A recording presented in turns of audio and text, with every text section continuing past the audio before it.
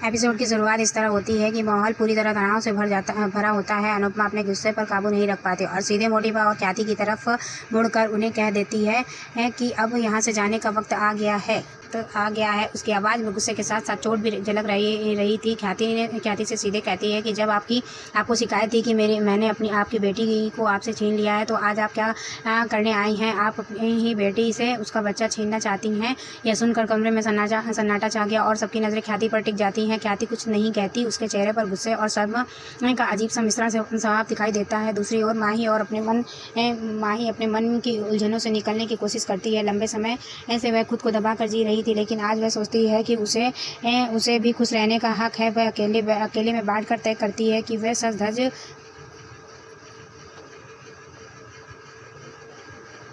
कर खुद को थोड़ा हल्का महसूस करेगी। अपने अकेलेपन से वह सुहागन की तरह श्रृंगार करने का फैसला करती है। तभी बादशाह अचानक कमरे में आ जाता है और खेल में माही का हाथ पकड़कर उसे खींचते हुए बाहर ले जाने लगता है। माही उसे रोकने की कोशिश करती है, लेकिन वह हंसते हुए उसे खींचकर बाहर ले जाता है। उधर अनुपमा का स्वर और सख्त हो जाता है। वह डट कर कहती है कि यह बच्चा प्रार्थना का है और प्रार्थना ने अपने बच्चे की किस्मत में अंश का नाम लिखा है। वह किसी भी हालत में यह नाम मिटने नहीं देगी। ख्याति और मोटिवा उसके इस आत्मविश्वास भरे ऐलान पर हैरान रह जाती है। अनुपमा हाथ में मौजूद कागज उन्हें थमा देती है और कहती है कि अब यहाँ से जाना ही होगा। और वह ताना मारते हुए कहती है कि ये मिठाई खाए बिना जाना पड़ेगा, क्योंकि मैं आप पर मिठाई बर्बाद नहीं करना चाहती। मोटिवा उसकी बात सुनकर गुस्से में कांप जाती है और कहती है कि तुम्हारा यह जवाब हम पर उधार रहेगा। तो अनुपमा तुरंत पलटकर कहती है कि इतने अमीर होकर भी आप जवाब का उधार रखकर जा रही हैं। ये कटाक्ष सुनकर दोनों और ज़्यादा आहत हो जाती हैं। मोटिवा और ख्याति जैसे ही वहाँ से जाने लगती हैं, तभी बादशाह माही को लेकर आता है। सबकी निगाहें माही पर टिक जाती हैं और यह देखकर वह सुहागन के श्रृंगार में खड़ी है। तभी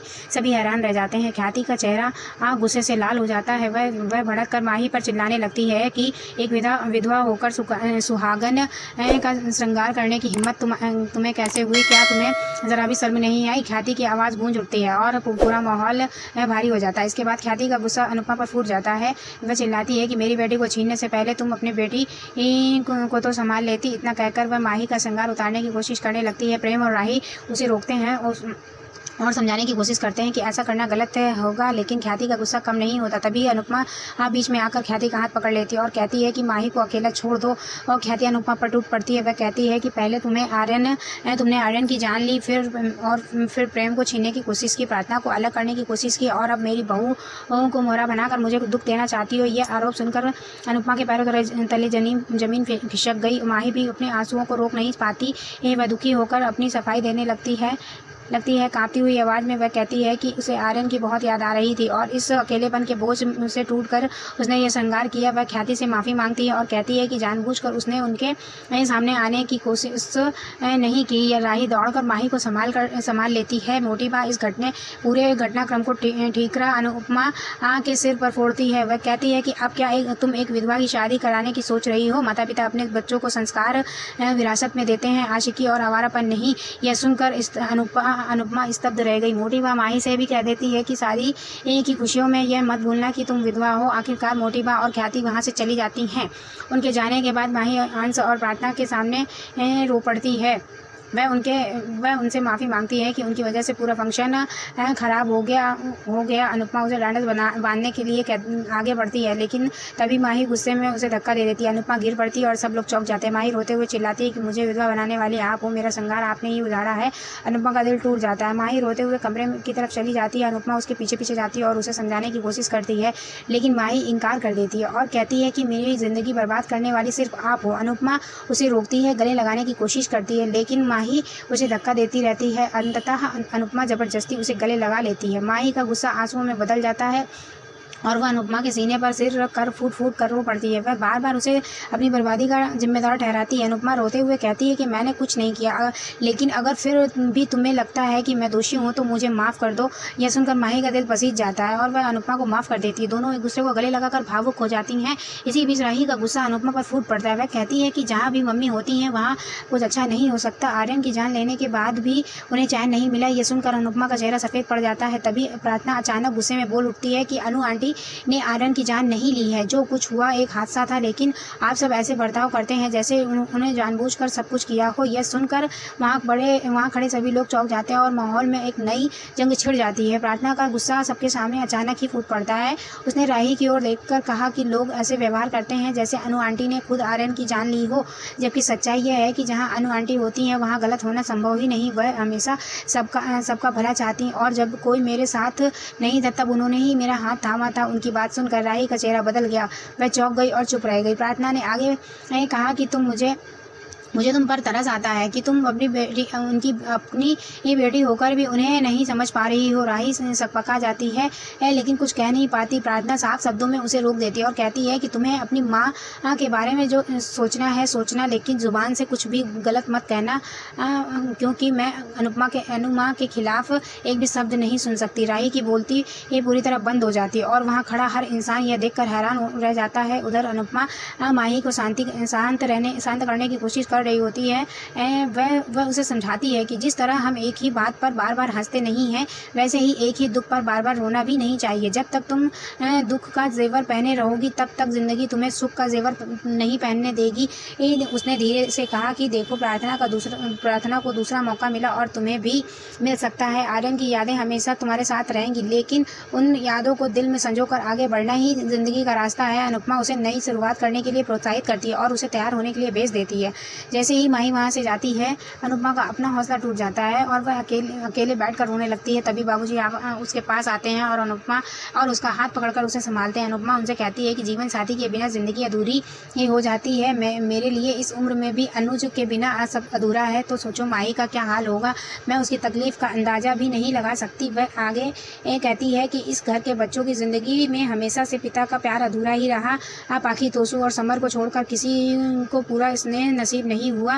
राही छोटी थी और तभी अनुज चले गए। अंश ने तो कभी समर को देखा ही नहीं। माही को वनराज ने कभी अपनी बेटी मानकर देखा ही नहीं और ईशानी को पाखी ने अधिक से दूर रखा। प्रार्थना भी पराग जी से के स्नेह से वंचित है। बाबूजी बड़े प्यार से कहते हैं कि भाई ये सब सही है, लेकिन उन्हें यह भी नहीं भूलना चाहिए कि सब बच्चों के पास तुम हो। उनके पिता के हिस्से का प्यार तुमसे ही मिला है। अनुपमा की आंखें भर आती और वह कहती हैं कि सब बच्चों से बहुत प्यार करती हूँ, लेकिन अब मेरी सबसे बड़ी इच्छा यह है कि माही का घर फिर से बसाऊं। मैं चाहती हूँ कि उसकी शादी हो और वह अपनी ज़िंदगी को नए सिरे से शुरू करे। बाबूजी उसकी इस सोच से सहमत हो जाते हैं, लेकिन तभी लीला बीच में बोल उठती है। वह कहती है कि वसुंधरा कोठारी राखी से भी बड़ी नागिन है। वे लोग हमें रोजाना ताने देते हैं कि हमने उनकी बेटी और बेटों को छीन लिया है, और अगर उनकी बहू की शादी की बात हुई तो यह उनके अहंकार को चोट पहुँचाएगा, जिसे वे कभी बर्दाश्त नहीं करेंगे। अनुपमा दृढ़ स्वर में जवाब देती है कि माँ, खुशियाँ कोठारियों के घमंड से कहीं बड़ी होती है। लेकिन लीला उसे रोकते हुए कहती है कि तुम अपना कंपटीशन ख़त्म करके मुंबई चली जाओ और हमें यहाँ अपने हिसाब से जीने दो। यह सुनकर अनुपमा चौंक जाती है। इसी बीच प्रार्थना मोटीबा के तानों को याद करके दुखी होती है। तभी अंश उसके पास आता है और उसे गले लगाते हुए कहता है कि यह बच्चा हमारा है और मैं इसे सुरक्षित रखने के लिए दुनिया को आग लगा दूंगा। किसी गौतम की औकात नहीं कि वह इस बच्चे को छू भी ले। उसकी बातें सुनकर प्रार्थना की आंखों में चमक आ जाती है और वह खुश होकर उसे गले लगा लेती है। अंश हंसते हुए कहता है कि अपना मूड खराब मत करो, अब वह एक कपल है और शादी पर ध्यान देना है। यह कहकर वह उसे खुश करने लगता है और दोनों मुस्कुराते हुए भविष्य के सपने बुनते हैं। उधर मनोहर जी और बाबूजी जिग्नेश को अकेले बैठे देखकर उसके पास जाते हैं और पूछते हैं कि क्यों इतना दुखी हो। और जिग्नेश कहता है कि मैं एक लड़की को भूलना चाहता हूँ। मनोहर जी उत्सुक होकर पूछते हैं कि कौन सी लड़की। जिग्नेश सिर खुजलाकर कहता है कि यही तो दिक्कत है, मुझे याद ही नहीं आ रहा कि कौन थी। बाबूजी हंसते हुए कहते हैं कि शादी के घर में बैठकर ऐसे दुखी मत हो। तभी अचानक जिग्नेश जोर से हंस पड़ता है और दोनों चौंक जाते हैं। उसी समय सरता वहां आती है और जिग्नेश को पकौड़े पकड़ाती है। जिग्नेश पकौड़े देखकर बच्चों की तरह खुश हो जाता है और सबके चेहरे पर मुस्कान आ जाती है। अगली सुबह का दृश्य कुछ और भी खास होता है। अनुपमा भगवान के सामने खड़ी होकर हाथ जोड़ती है और आंसुओं से कहती है कि आज मेरे अंश और प्रार्थना की शादी है। प्रभु, आप खुद इस शादी में आइए और दोनों को आशीर्वाद दीजिए। वह चाहती है कि हर मुसीबत दूर हो और शादी बिना किसी रुकावट के पूरी हो। उसकी आंखों से आंसू गिरते रहते हैं और उसके दिल से निकली दुआ पूरे घर में सकारात्मक माहौल भर देती है। फिर एपिसोड का अंत होता है। है और अगले दृश्य की झलक दिखाई जाती है। अंश और प्रार्थना की शादी चल रही होती है। पंडित जी कन्यादान के लिए दुल्हन के माता पिता को बुलाते हैं। लीला तुरंत अनिल और मीता की ओर देखती है, लेकिन अनिल कह देता है कि कन्यादान प्रेम और राही करेंगे। यह सुनकर सब लोग आश्चर्यचकित हो जाते हैं। तभी एक बड़ा हादसा होते होते बचता है। अनुपमा की साड़ी का पल्लू दिए की लौ से सुलग उठता है। राही यह देखकर घबरा जाती है और जोर से चिल्लाती है, मम्मी। सब चौंक जाते हैं। राही दौड़कर आती है और आग को बुझा देती है। डर से कांपते हुए वह अनुपमा को गले लगा लेती है और अपनी चिंता जाहिर करती है। अनुपमा उसकी इस चिंता को महसूस करती है और भावुक होकर मुस्कुरा देती है। इस तरह कहानी भावनाओं, रिश्तों और टकराव से भरे हुए मोड़ पर पहुंचती है, जहां एक तरफ अंश और प्रार्थना का रिश्ता मजबूत हो रहा है, वहीं अनुपमा और राही के बीच नई शुरुआत की उम्मीद जग रही है। एपिसोड आखिरकार इस भावुक पल पर खत्म होता है और दर्शकों को अगली कड़ी के लिए उत्साहित कर जाता है।